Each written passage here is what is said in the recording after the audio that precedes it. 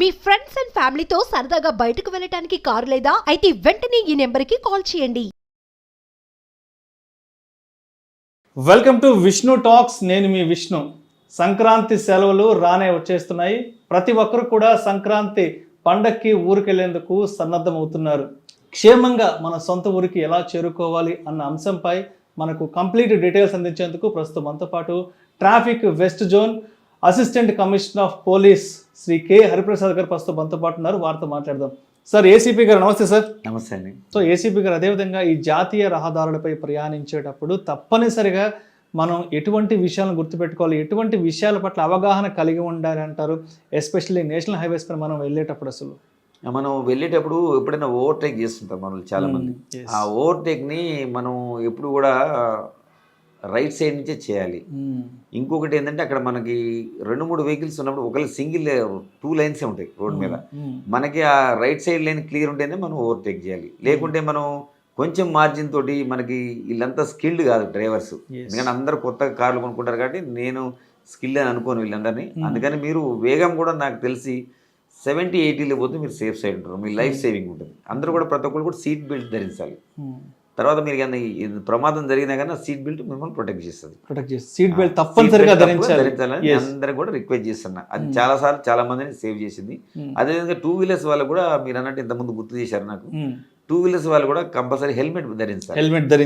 Helmet ధరకపోతే మనం ఎక్కడన్నా పొరపాటున ఎక్కడన్నా మనం స్కిడ్ అయ్యి కింద పడినాం అనుకో, అప్పుడు మనం ప్రాణం పోయే అవకాశం ఉంటుంది. కనీసం మనం ప్రాణం సేవ్ చేసుకోవాలంటే మన హెడ్ ఈజ్ మోర్ ఇంపార్టెంట్ అన్నిటికంటే. మన బాడీలో అన్నిటికంటే హెడ్లో ఒకసారి బ్లడ్ క్లాట్ అయిందంటే సేవ్ చేయలేము. అది అందుకని నేను మళ్ళీ వాళ్ళకు కూడా రైడర్స్ కూడా విజ్ఞప్తి చేస్తున్నా. పిల్లలకు కూడా ఆ పేరెంట్స్ కూడా చెప్పాలి. ఎందుకంటే 2 వీలర్స్ ఇంత లాంగ్ కాబట్టి వాడకుంటే మంచిది, నా పర్సనల్ అభిప్రాయం, మా శాఖ అభిప్రాయం. మీ పేరెంట్స్ కూడా డిస్కరేజ్ చేయండి.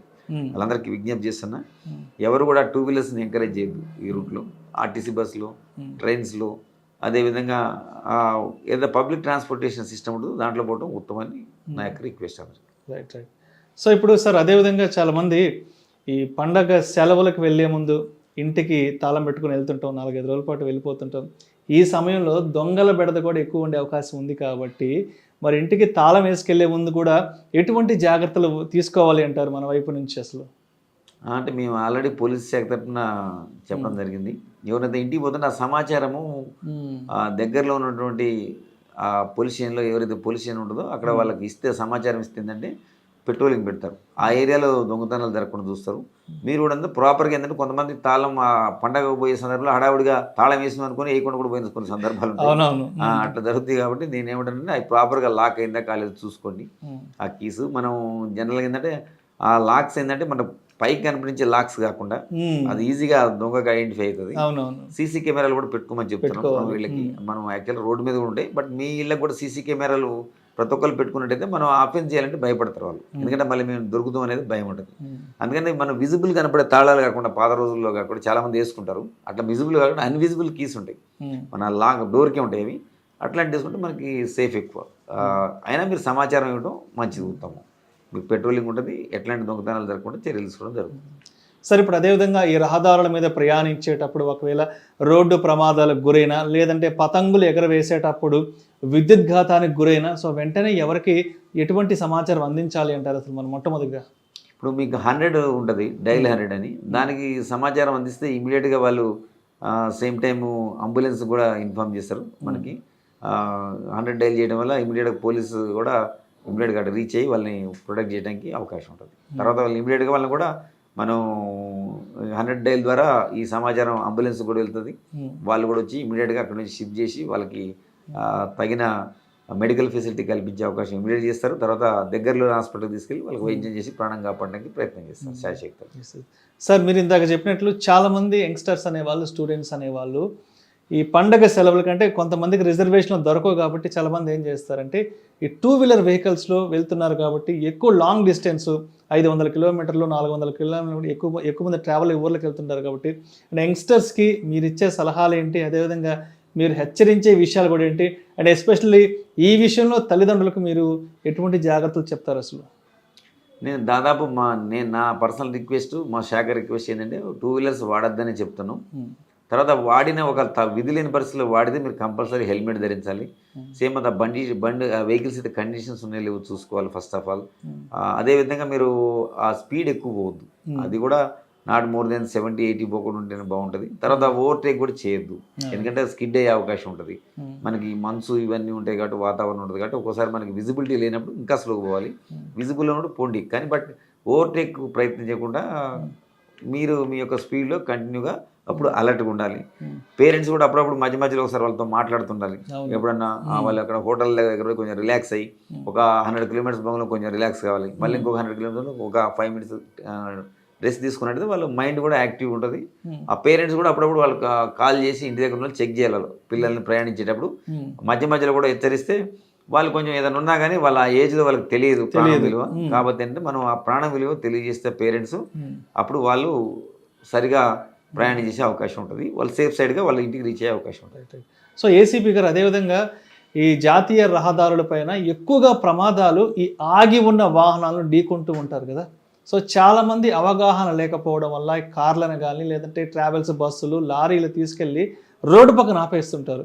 సో ఈ ఎస్పెషల్లీ ఈ జనవరిలో ఈ పొగమంచు కారణంగా చాలామంది వెళ్ళి ఆగి ఉన్న వాహనాలను కొట్టేసి నిజంగా వాళ్ళు అక్కడ రోడ్లపైన రక్తం ఓడుతూ చాలా దారుణమైన సిచ్యువేషన్స్ చూస్తుంటాం కాబట్టి సో వెహికల్స్ని అంటే ఎంత దూరంలో మనం రోడ్డు పక్కన ఆపుకోవాలి అంటారు ఈ విషయంలో అసలు పర్టికులర్గా?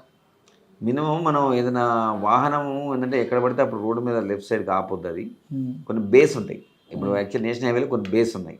ఆ బేస్ ఏంటంటే స్పెసిఫిక్గా ఏదైనా ఇష్యూ వచ్చినప్పుడు దాన్ని తీసుకుపోయి అక్కడ పార్క్ చేసుకున్నట్టయితే మనం మెయిన్ వేకి అవి అడ్డం రావు. అందుకని దయచేసి ఎవరు కూడా ఆ మెయిన్ వే రోడ్డు మీద ఎప్పుడు ఆపొద్దు. ఏదైతే 1-2 ఉన్నాయి లైన్స్ వాటి మీద ఆపకుండా రోడ్డు దింపి ఎక్కడ కింద పెట్టుకోవడం సేఫ్ సైడ్. అంటే మీ వెహికల్ సేఫ్ సైడ్తో పాటు వెనక వచ్చే వాళ్ళకి కూడా ఎవరికి ప్రమాదం జరగకుండా ఉంటుంది. అది కూడా మీరు రేడియం స్టిక్కర్ పెట్టుకోవాలి. అక్కడ రేడియం స్టిక్కర్ పెట్టుకున్నట్టయితే మనకి ఆ స్టిక్కర్ తోటి మనకి ముందే తెలిసిపోతుంది. పొరపాటున అక్కడ ఏమైనా ఉన్నా కానీ మనం ముందు అలర్ట్ చేయాలి. ఎందుకంటే చాలా మందికి పొగ మంచులు వచ్చిన వాళ్ళకి అర్థం కాక వాళ్ళు హిట్ ఇవ్వడం వల్ల వాళ్ళ ప్రాణాలు గాలిలో కలిసిపోయే అవకాశం ఉంటుంది. పాపం అన్యాయంగా చనిపోతారు. కాబట్టి దయచేసి మీరు ఎవరు కూడా రోడ్డు పక్కన ఎక్కడ ఏ ఇష్యూ వచ్చినా ఆపబాకండి. చాయ్ కావాలన్నా, టీ తాగాలన్నా, ఇంకా బిస్కెట్ల కోసం వాటి కోసం కూడా ఆ స్పెసిఫిక్గా రోడ్డు దించేసి లోపల కంప్లీట్ వెళ్ళిపోయి ఆ మెయిన్ రోడ్డు మీద ఎక్కడ కూడా అబ్స్ట్రక్షన్ లేకుండా చూసుకోవాలి. వీలంత వరకు ఆ బస్ బేస్ ఉంటాయి, బస్ బేస్ ఆ బేస్ అయితే ఉన్నాయో స్పెసిఫిక్ కట్ ఉన్నాయి నేషనల్ హైవేస్ మీద, వాటి లోపల పెట్టుకుంటే అయిపోతుంది. మీకు ఏమైనా టెక్నికల్ ఇష్యూస్ ఉంటే రిపేర్ అవుతాయి. అదేవిధంగా మరీ పర్టికులర్గా డ్రైవర్లకి ఎటువంటి సలహాలు సూచనలు తెలియజేస్తారు? అదేవిధంగా ఎటువంటి విషయాల పట్ల మీరు హెచ్చరికలు కూడా ఇవ్వబోతున్నారు అసలు డ్రైవర్లకి? డ్రైవర్స్ కూడా ఏంటంటే నేను చెప్పేది అంటే వాళ్ళు ప్రతి ఒక్కరు విధిగా సీట్ బెల్ట్ ధరించాలి. ఎవరు కూడా తాగి వాహనం నడపకూడదు. సెకండ్, థర్డ్ ఏంటంటే తమ వాహనం కండిషన్లో ఉందా లేదు చూసుకోవాలి. బ్రేక్స్ కానీ ప్రాపర్గా ఉన్నాయా లేవా, లాంగ్ జర్నీ చేస్తారు కాబట్టి చూసుకోవాలి. వారి కండిషన్ ఎట్లుంది, ఇంజన్ కండిషన్ ఎట్లుంది చూసుకోవాలి. అన్నెసెసరీగా ఓవర్టేక్ చేయొద్దు. ఎందుకంటే ఓవర్టేక్ చేయడం వల్ల మనకి సమయం ఎంతో కలిసి రాదు. అనుకుంటారు 100-120 పోయినా not more than 20 minutes 30 minutes half an hour కంటే డిఫరెన్స్ రాదు. ఆ హాఫ్ అన్ అవర్ కోసం మన ప్రాణం ఎందుకు రిస్క్లో పెట్టుకోవాలి? 82 అంతే, 90 హైవే మీద 70 నుంచి ఆ మధ్యలో పోతే మనకు ఫ్రీగా ఉన్నప్పుడు రోడ్డు, లేకపోతే మనం వెహికల్స్ మన ముందర ఉన్నాయంటే ఇంకా వీలైన వరకు స్లో పోవటం ఉంటాం. Thank you sir, thank you so much ACP గారు. ఈ పండగ సెలవుల నిమిత్తం ఊర్లకు వెళ్ళే వాళ్ళందరూ జాగ్రత్తగా ఇళ్ళకి ఏ విధంగా చేరుకోవాలి అండ్ అక్కడికి వెళ్ళిన తర్వాత వారి కుటుంబ సభ్యులతో ఆనందకరమైన పండగ వాతావరణాన్ని ఏ విధంగా ఆస్వాదించవచ్చు అనే అంశం గురించి పబ్లిక్ అవేర్నెస్ నిమిత్తం చాలా చక్కటి విషయాలు తెలియజేశారు. Thank you so much ACP గారు. థ్యాంక్స్ అండి, మీరు కూడా చాలా చక్కగా మంచి ప్రోగ్రామ్ చేశారు. ఇది ప్రజల్లోకి పోతుంది కాబట్టి వాళ్ళు ఎంతో కొంతమంది ఆ యూనిఫామ్లో ఉన్న పోలీసు చెప్తే కొంతమంది ప్రజలకి కొంచెం అవగాహన ఎక్కువ ఉంటుంది. దాన్ని మీరు అవగాహన తీసుకుపోతున్నారు కాబట్టి మిమ్మల్ని కూడా నేను అభినందిస్తున్నాను. థ్యాంక్స్ అండి మీకు కూడా. Thank you sir, thank you so much. Cut.